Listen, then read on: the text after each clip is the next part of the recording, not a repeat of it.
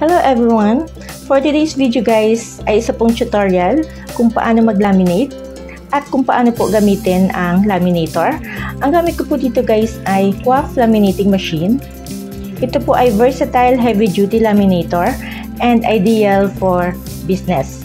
Kasi po na-adjust po ang temperature niya according po sa kapal ng ating laminating film.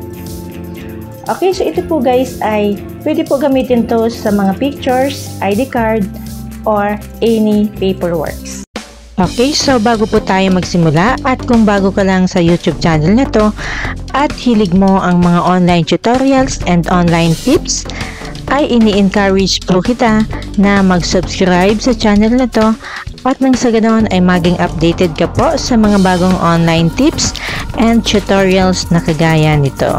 Okay, so nandito na po tayo guys sa aking QUAF laminating machine. Okay, so makikita nyo po dito yung kanyang parts. Okay, so umpisahan po natin tong temperature. Okay, so ito po siya guys. Isi-set nyo po siya according po sa kapal ng ating laminating film. Okay, so like for example po dito, halimbawa po ay yung gagamitin nyo po na microns ay 75. Okay, so 100 to 120 degrees Celsius lang po. So, nandito lang po siya guys. But, if 250 microns naman po, ang nakalagay po ay 160 to 180.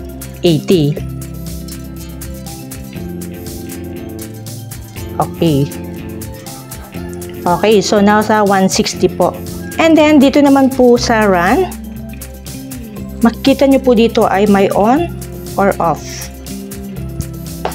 Okay. Lakihan po natin.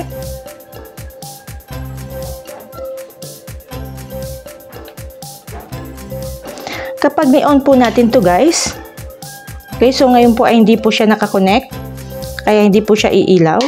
Okay, kapag pinindot po natin tong on, mag-uumpisa na po siyang uminit at iilaw po itong kulay pula. At kapag nakaset po dito sa 160, iinit po siya according sa nakaset na temp. At kapag na-reach na po niya yung settings dito, ay iilaw na po itong color green. Okay? And pwede na natin ilagay dito yung ating ilalaminate. And next, dito naman guys sa forward and reverse. Okay? So, dito naman po sa forward and reverse, kapag forward po, kapag tayo ay naglalaminate, ang direction po ng galaw ng ating nilalaminate ay pasulong from here, papunta po doon. Okay? Kapag reverse naman po, ay baliktad po or pabalik ang kanyang direction. Galing po doon, papunta dito. Okay? Okay, so dito naman po guys sa hot or cold. Hot or cold. Kapag nakaset po ng hot, ay iinit po siya. Okay, so kapag nilagay nyo naman po dito sa off, yung hot, ay hindi po siya iinit. Actually, nagagamit din po natin tong cold laminating, but iba po yung gamit natin na laminating film. Okay? Okay, so dito naman po guys, ay ito po yung umiinit at dito po tayo nagla-laminate. Sa loob po nito ay yung roller at ito po na kulay itim na to ay cover. Ito po ay protection.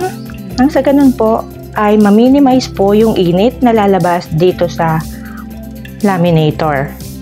Okay, so pwede natin po ito tanggalin at makikita natin yung loob.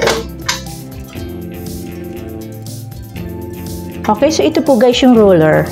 Okay, so kapag magla-laminate po kayo, ay dito nyo po i-insert. At ito po guys ay umiikot. At ito po yung umiinit. Okay, so mag-umpisa na po tayo guys mag-laminate. Make sure guys na may laminating film po kayo.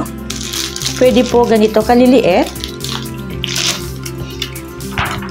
Pwede din po ganito kalaki. Okay? Depende po sa pangangailangan nyo at depende po sa kapal. Okay? And make sure po na naka-ready na po ang inyong ilalaminate. Okay, so kung malaki po yung ginamit yung laminating film, ay pwede nyo pong i-cut. Yung sakto lang po sa paggagamitan nyo po. Yung gagamitin ko po guys ay 150 microns lang po. Medyo manipis-nipis po siya kesa sa 250 microns. Okay, so mag-uumpisa na po tayo guys mag-laminate. Okay? Make sure guys na ito ay naka-on na half. And then, forward. Okay, kapag okay na po ito naman po ang i-on natin yung run. Okay?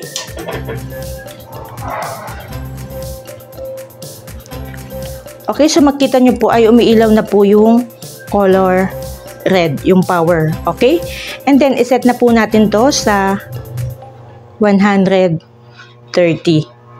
Okay, ito po yung gagamitin ko guys. Ito po ay 150 microns lang po. Yung settings po niya ay 130 to 150. Okay, medyo manipis-napis po ito kesa sa 250 microns. Okay, so ito po na yung init po niya ay dapat nandito na po siya. Okay, so maghihintay po tayo ng ilang minuto. Kapag umilaw na po itong color green, ay pwede na natin i-laminate. Okay?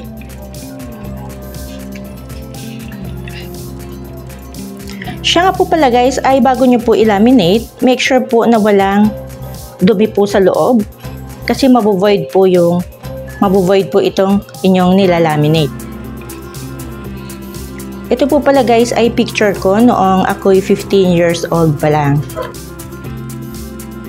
Okay, so makita nyo po guys ay umilaw na po yung green and nasa 130 degrees na po siya guys. Okay, so pwede na po natin i-insert ito.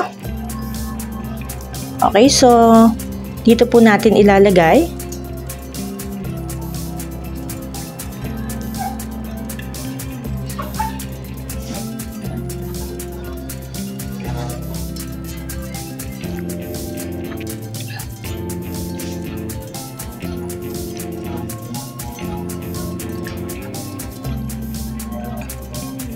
At dito po natin kukunin. Okay, so makita nyo po ay na-laminate na po siya guys.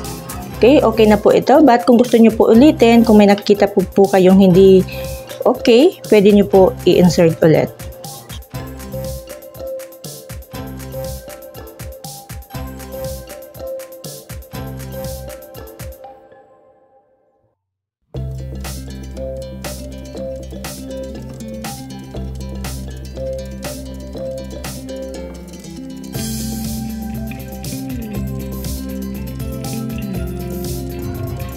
Okay, so ito na po guys.